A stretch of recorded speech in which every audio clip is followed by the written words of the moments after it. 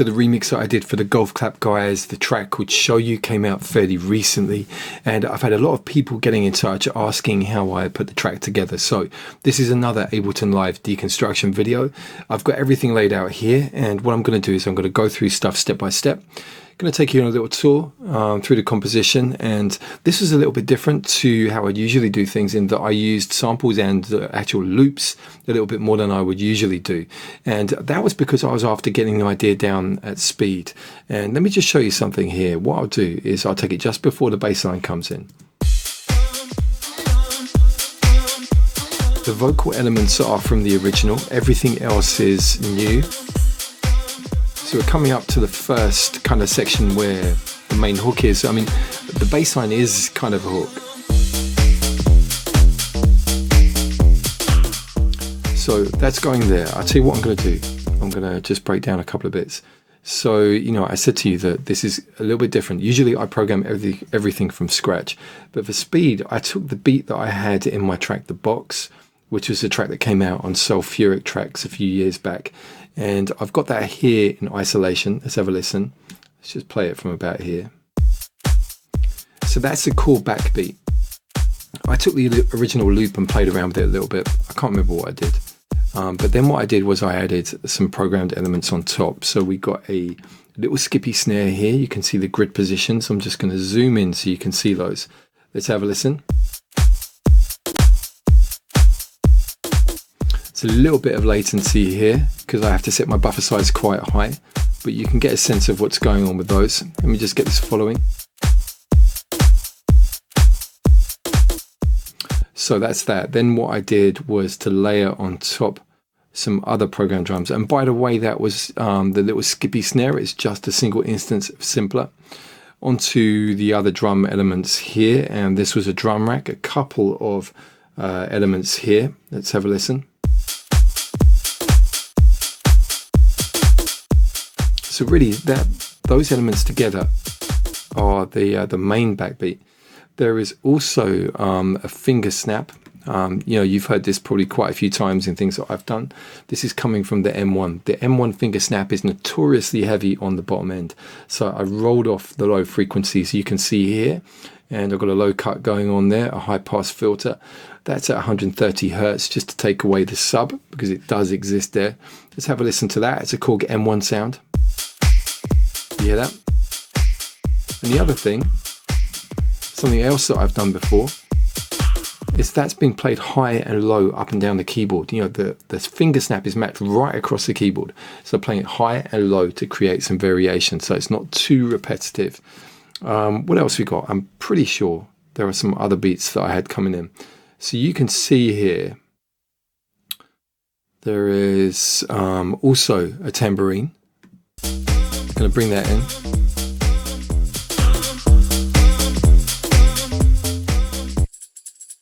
So it's a little tambourine loop.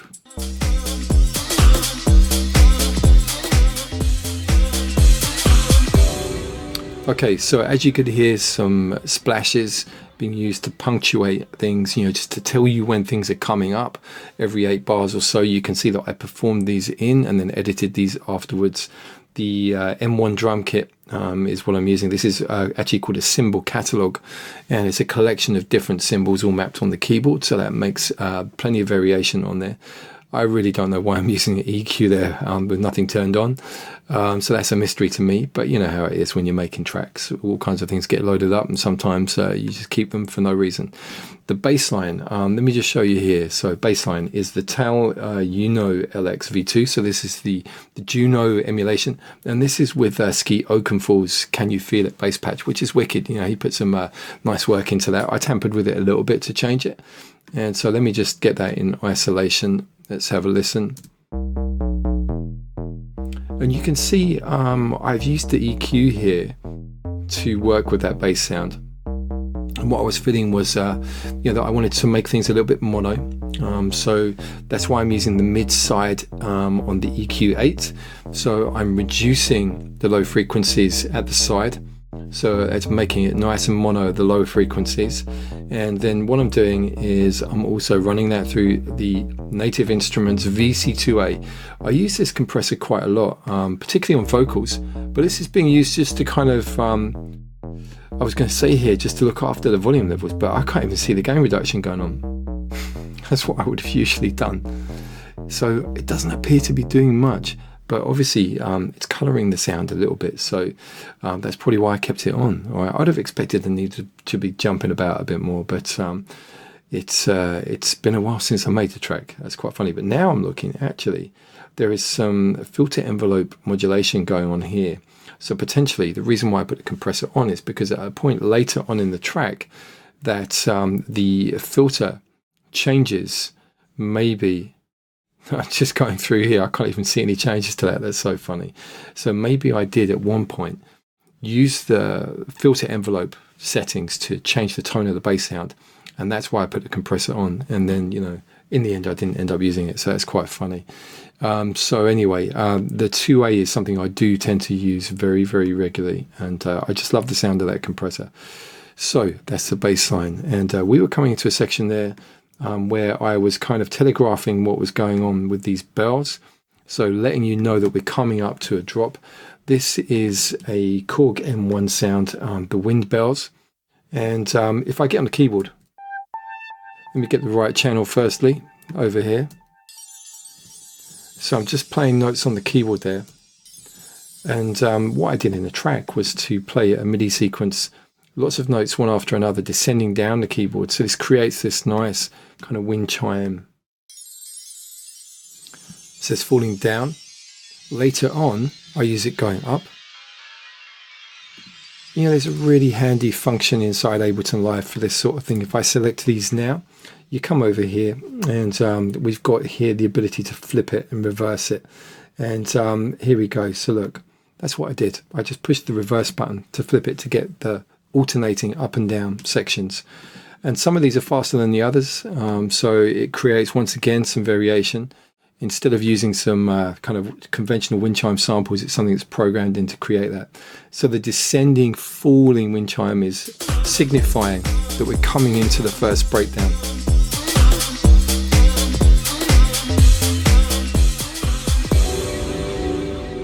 Okay, now, so you heard the vocals being echoed off there as a transitional point. And now we've got a couple of things coming in. So we've got these samples. And here I found an old sample chord in a library somewhere. I can't remember where I got it from, but have a listen. I'm going to take it to this section. Just going to solo. In fact, what I did was I created a group which has got two versions of the sample. That's the first one. And then there's another one that's higher. Right, let's focus on this a second. So you can see there's quite a lot going on with this sound. Take a look over here at the simpler. You can see there's a loop on there, which means that even though the sound was relatively short, it means that I could keep my finger down on the key and sustain it for a long period of time, which is really important later on in the song because there is a build-up that really needs that sound to go on for a longer period of time. I'll come to that fairly soon. So that's the reason for putting the loop in there. Okay, the other thing is you can see some EQ cutting here. There's a chorus, the Taylor chorus, which is based on that Juno. This is a great free chorus sound. Adds a really nice warm, lush richness. I've just been distracted because I've seen here the plugins playing up. I'm getting this on some plugins on Yosemite. Okay, so you may have come across this yourselves, and some of the plugin developers haven't updated just yet. So I've got a funny feeling we're going to be stuck with that very annoying window for the duration of the video now. Let's come over here, a couple of things. Compressor being used to just balance the signal out. Erosion being used to add a grainy texture to it. Delay from the tail dub delay. This is probably going to do the same thing. Oh no, look, it's fine. Then the filter. So it's a reasonably complex chain building up that sound. And then the other one here is just another sample that's being used to add that nice little kind of trickling kind of higher texture on top, and the erosion settings you can hear giving that fizziness. And the other thing that I'm doing is to bring up another chord.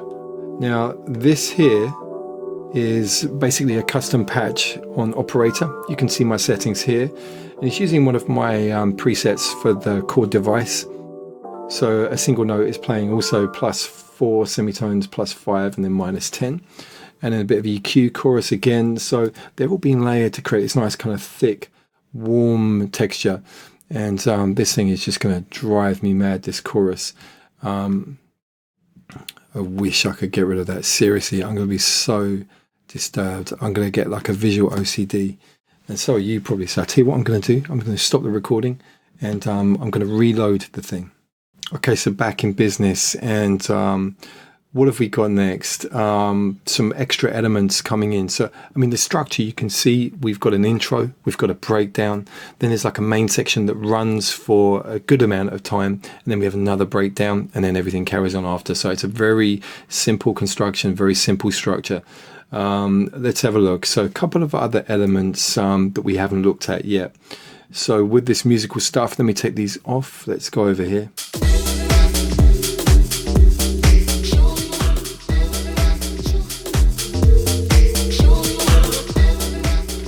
Now, just a little note about these vocals. So I was supplied the a cappella, and so I cut things up and I mapped it onto a drum rack. So I could actually trigger the vocals as and when I wanted, instead of kind of dragging them around the screen here as audio parts. So you can see the MIDI notes here triggering, so there's some variety here.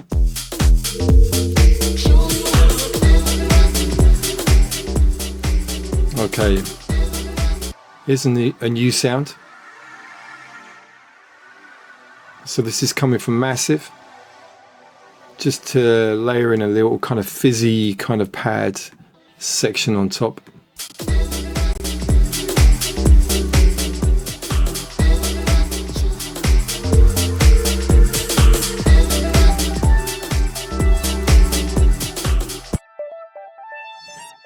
So here's the Mini Moog, and this is the free version that came out ages ago. It's not available anymore. It was like a little promotion.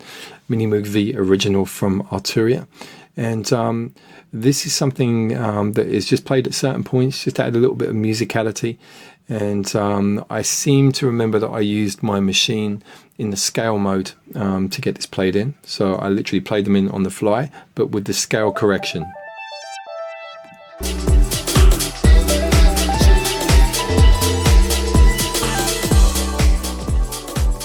Okay, so we got some organ now.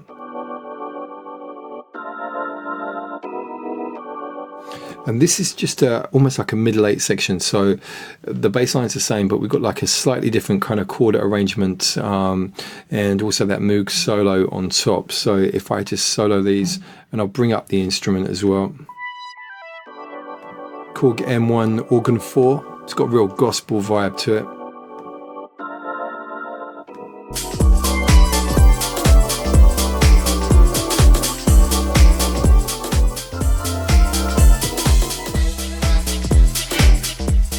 And something's pretty much a mainstay in my productions, the Korg M1 Arco strings. Real vintage classic sound to them. So we're stripping things back a bit here, taking the beat down to the kick, bass line, and we've got a little build-up section. So this is where that looping keyboard sound is, that's over here. So really it's like an echo of what we heard on the first breakdown. Strings hopefully are coming in somewhere. I can't remember what I did with those. Yeah, here we go. You see strings coming up gradually. Beat elements filtered out.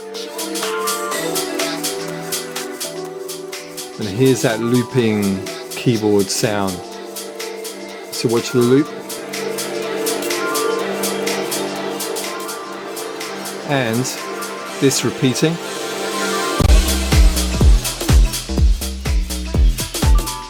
And now, because this is the end of the track, I needed to bring in something new. So there is this really nice pluck sound, which is once again M1. It's a preset called Lovely Duets. So have a listen to that.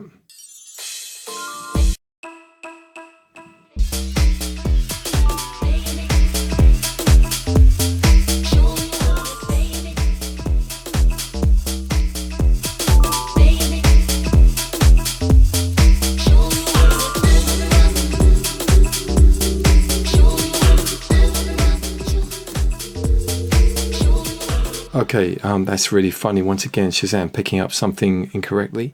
That's wrong. Let me show you finally the master settings. And this is very, very common before I started to use the Stephen Slate stuff that I'm really, really into these days. So let's take a look. What have we got? So the solid bus compressor at the beginning, that's the first insert, and that's being used to gel the mix together. The Lufticus, thanks to JC Concato for pointing me in the direction of this. I really do like this. It's a really nice EQ. So you can see it's being used to cut a little thing, a frequency about 160. It's being used to warm up some bass down to 40 hertz area. That's pretty low, but it felt like it was working nicely. And lifting out the highs using the high boost here. So that's doing a nice kind of sweetening job. And then once again, as usual, the L2 as the kind of final limiter, just to make sure we don't go over the volume levels we should be going at. And I remember that actually when I supplied it to the guys, I supplied them the kind of DIY mastered version, and then also a version without the master processing so that they could do the mastering too.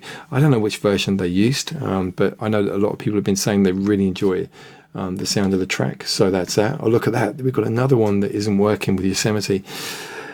Anyway, I'm sure they'll sort that out. So anyway, that was another little deconstruction there in Ableton. And give me a shout if there are any other things I've been putting out recently that you would like to see covered in the same fashion.